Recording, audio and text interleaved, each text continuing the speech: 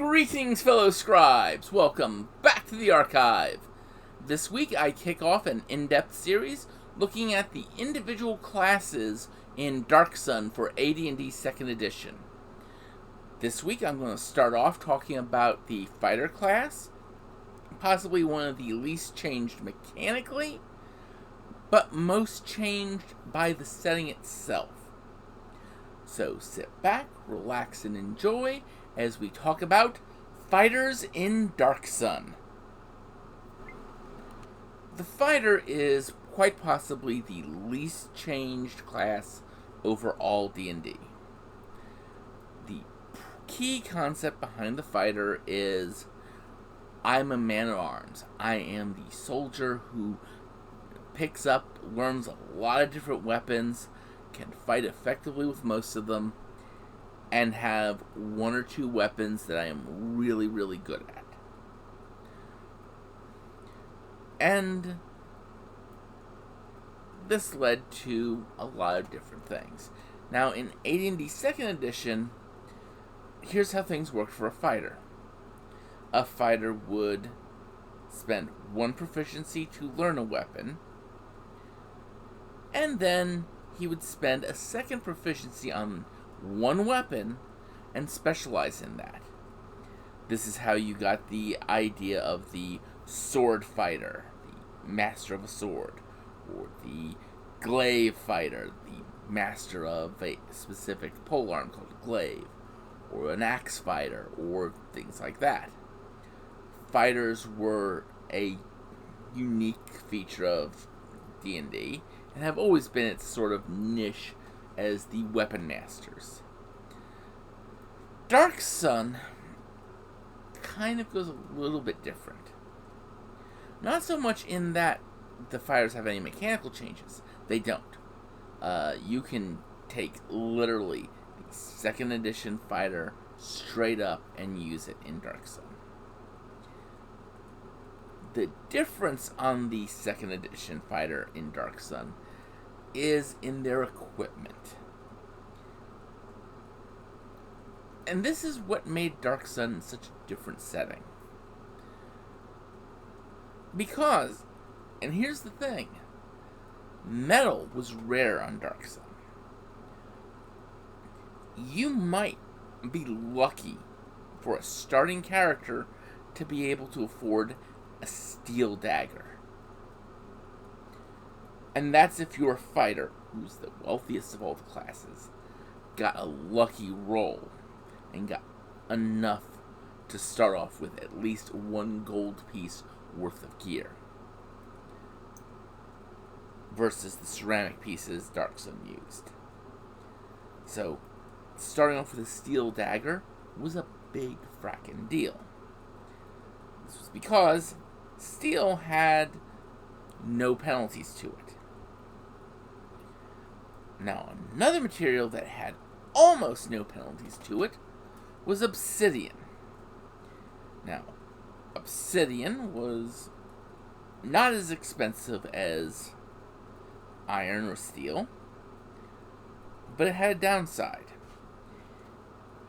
Whenever you scored max damage with a weapon, you had to roll and see if that weapon broke. That was the downside of obsidian. Obsidian could shatter. Stone was useful for some weapons, like hammers and clubs, and mostly bludgeoning weapons. Wood was also frequently used. Bone was a common material for certain weapons as well, especially things like arrows, making the arrowheads out of bone.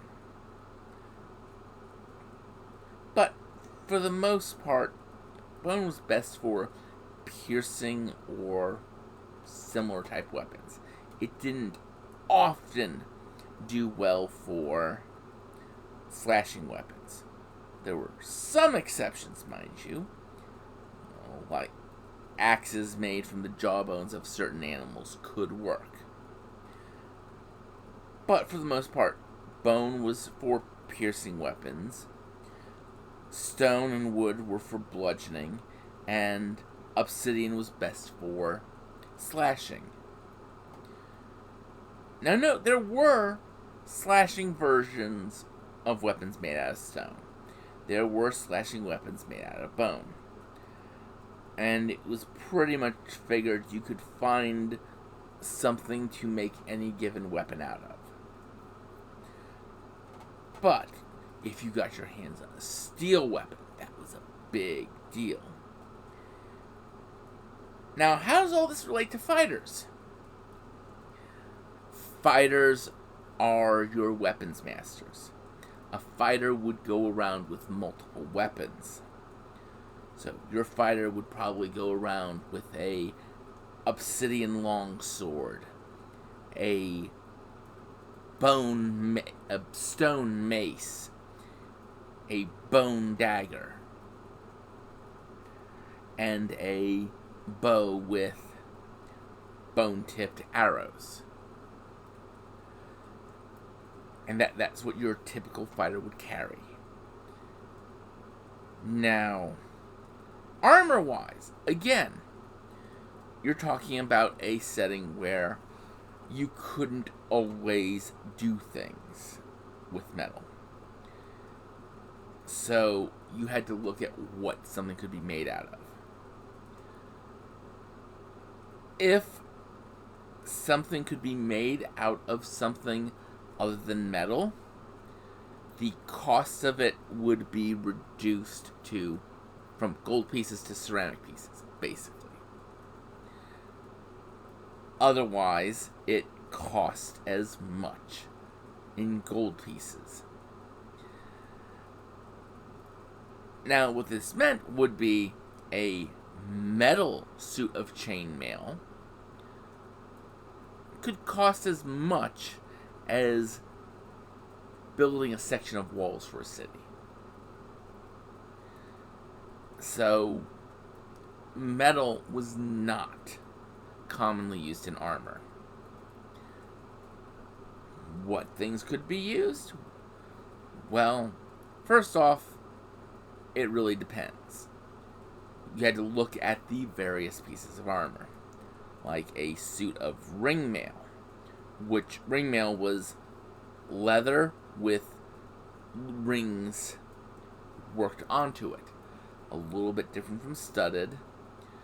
So ringmail would generally be done with like bone over the leather, or maybe some stone rings, or something similar. And that would provide just as much protection as the metal, mostly because the rings weren't there to actually stop the blows. They were there to lessen the direct force of it as it went into the leather. Studded leather, those studs could be bone, stone, whatever. Again, they weren't there really to stop the blow like you would see in chainmail, but they were there to deflect it, to provide something that prevented that from directly hitting the leather. Of course, leather and padded armor. But when you get down into the heavier armors, that's where things get sort of wonky. Like, a breastplate could easily be done with the chitinous shell of some creature. Full plate would be made with chitin, not stone, not metal. Those sorts of things. Chitin and leather. Chainmail was pretty much the only armor that you couldn't make out of alternate materials. Well, that and field plate, was chitin. Could have been done with chitin for the plate portions of it, but field plate is a combination of plate and chain. You had chain over the vulnerable areas and such. So, you couldn't make field plate without metal. So what does this give us? How does this all affect the fighter? This affects very much the goals of a fighter.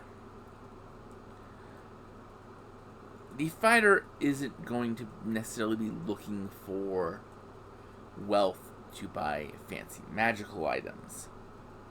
He's going to be looking for wealth to buy steel weapons. And a wealthy fighter won't have an obsidian longsword. He'll have a steel longsword. He'll probably still have obsidian or bone-tipped arrows, just because you go through a lot of arrows, and making those out of metal, that just gets expensive. But for the most part, the fighter is going to be looking to upgrade much of his gear to metal versions. Ironically, with the exception of his armor, metal armor on Athas leads to dehydration and heat effects. So it is actually better to use the alternative methods for armor. So if you're having a breastplate, it's better that it be a chitin breastplate, which actually breathes and doesn't hold in the heat like metal armor does. And there we have our fighter. He's not much changed. He's still a master of weapons. It's just, he now cares about the quality of his weapons, more so than on any other world. Because he lives or dies by the quality of his weapons and armor. So, next week, I will be talking about the Athasian Ranger. Until then, I'd like you all to remember to have fun and keep gaming.